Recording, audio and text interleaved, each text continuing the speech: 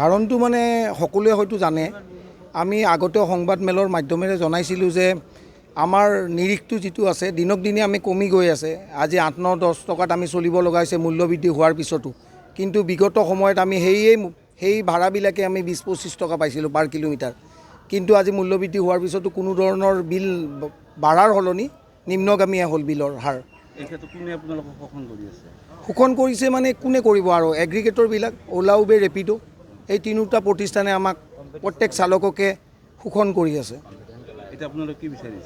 এতিয়া আমি এইটোৱে বিচাৰিছোঁ যে ন্যায্য প্ৰাপ্য এটা যিটো লাগে, যে এটা আমাক যিটো এটা 25 টকাৰ পৰা 30 টকা পাৰ কিলোমিটাৰ, যিটোৰে আমি আমাৰ পৰিয়ালৰ ভৰণ পোষণ কৰিব পাৰোঁ, সেইটোৰ কাৰণে আমি সেইখিনিয়ে আমাৰ দাবী। ইতিমধ্যে দ্বিতীয় ছাৰ আহিছিলে, দ্বিতীয় ছাৰ সীমান্ত হয় দাস ছাৰ আহিছিলে। দাস ছাৰ আহোঁতে তেখেতে আমাৰ গোটেই চালকখিনিকে প্ৰতিশ্ৰুতি দিছে।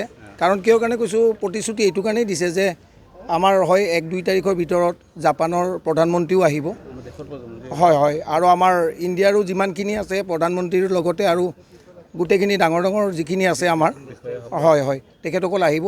সেইটোৰ কাৰণে কৈছে যে আমাক সময়সীমা এটা বান্ধি দিছে, চৰকাৰী ফালৰ পৰা সময়সীমা বান্ধি দিছে। আজি 5 তাৰিখৰ পিছত, অহা 5 তাৰিখৰ পিছত আমাৰ লগত এখন বৈঠকত মিলিত হ'ব বুলি কৈছে। আৰু আমাক এটা প্ৰতিশ্ৰুতি দিছে প্ৰত্যেক চালককে যে আমাৰ যি শোষণ হৈ আছে, শোষণৰ তেওঁলোকে এটা বিহিত ব্যৱস্থা ল'ব আৰু আমাক ন্যায্য প্ৰাপ্য দিয়াত সহায় কৰিব। আমাৰ এতিয়া বিষয়া এজন যেতিয়া আহিব, আমাক এটা আশ্বাস দিয়াৰ পিছত আমি চাওক, আমি সদায় আমি যিবিলাক আমাৰ আহে আমাৰ যিবিলাক মানুহ আহে বাহিৰৰ পৰা, আমি তেওঁলোকৰ কাৰণে আমি এইটো ছাৰ্ভিচ দি আছোঁ। এইটো টোটেলি পাব্লিক ছাৰ্ভিচ। আমি পাব্লিকক কেতিয়াও হেৰেছমেণ্ট কৰিব বিচৰা নাছিলোঁ, কিন্তু আমি উপায়ন্তৰ হৈ আজি আমি সম্পূৰ্ণৰূপে হতাশাত ভাগি পৰিছোঁ। সেইটোৰ কাৰণে আমি আজি ওলাই আহিছোঁ নিজৰ প্ৰতিবাদ সাব্যস্ত কৰিব। গাড়ী বন্ধ কৰিছে আজি? হয়, যথেষ্ট বন্ধ হৈছে আৰু আমাৰ প্ৰত্যেক চালকে আমাক সঁহাৰি দিছিলে।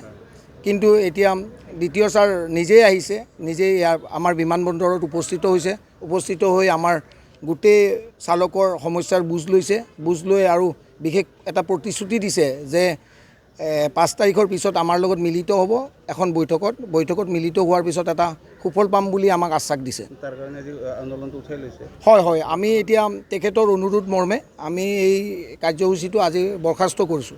আন্দোলন আছিল? হয়, বন্ধ আন্দোলন? হয়। এতিয়া আমাৰ যিটো আছিলে বন্ধ নহয়, আমি আচলতে বৰ্জন কৰিছিলোঁ, স্বইচ্ছাৰে বৰ্জন কৰিছিলোঁ। এপ বৰ্জন কাৰ্যসূচীটো এতিয়া আমি আনুষ্ঠানিকভাৱে বন্ধ বুলি ঘোষণা কৰিছোঁ।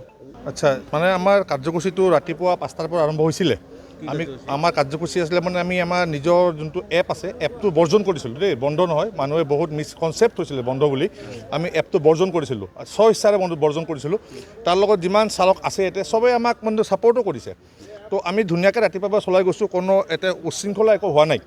আৰু এয়াৰপৰ্ট অথৰিটিও গম পায় একো উচ্ছৃংখলা হোৱা নাই। পিছত আমাক এনফৰ্চমেণ্ট ডিপাৰ্টমেণ্ট আহিলে, তাৰপিছত আমাৰ দ্বিতীয় ছাৰ আহিলে, আহি কেনে এটা আমাক প্ৰতিশ্ৰুতি দিলে, যিহেতু আমাৰ ধৰক অহা মাহৰ ফাৰ্ষ্টৰ পিনে ভাৰতৰ মাননীয় প্ৰধানমন্ত্ৰী প্লাছ জাপানৰ প্ৰধানমন্ত্ৰীৰ লগত বৈদেশিক মন্ত্ৰী আৰু বহুত মানুহ আহিব।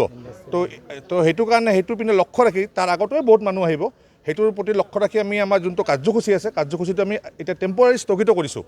কিন্তু আমাক দ্বিতীয় ছাৰে আমাক প্ৰতিশ্ৰুতি দিছে যে আহিব লগা জুলাই 5 তাৰিখৰ পিছত আমাৰ লগত এটা বৈঠকত বহিব, লগত কমিশ্যনাৰ ছাৰো থাকিব। কাৰণ আমি কোনো দল সংগঠন নহয়, ইয়াতে গোটেই চালক সমাজ আছে।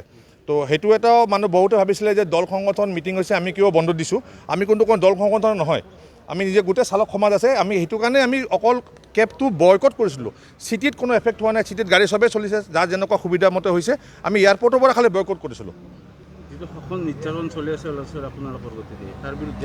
হয়, যোনটো শোষণটো এইটো আজিৰ পৰা বহুত দিনৰ পৰা চলি আছে, কিন্তু আমি উপায় নোহোৱা হৈ কেনেহে এইটো বৰ্জনটো আমি মানে লৈছিলোঁ। আপোনালোকৰ ওপৰত শোষণ চলি আছে? হয়, শোষণ চলি আছে, অভিয়াছলি শোষণ চলি আছে। এইটো অ'লা, উবেৰ, ৰেপিডো 3টা বাহিৰৰ কোম্পানী আছে, এই 3টা কোম্পানীয়ে চলাই আছিলে।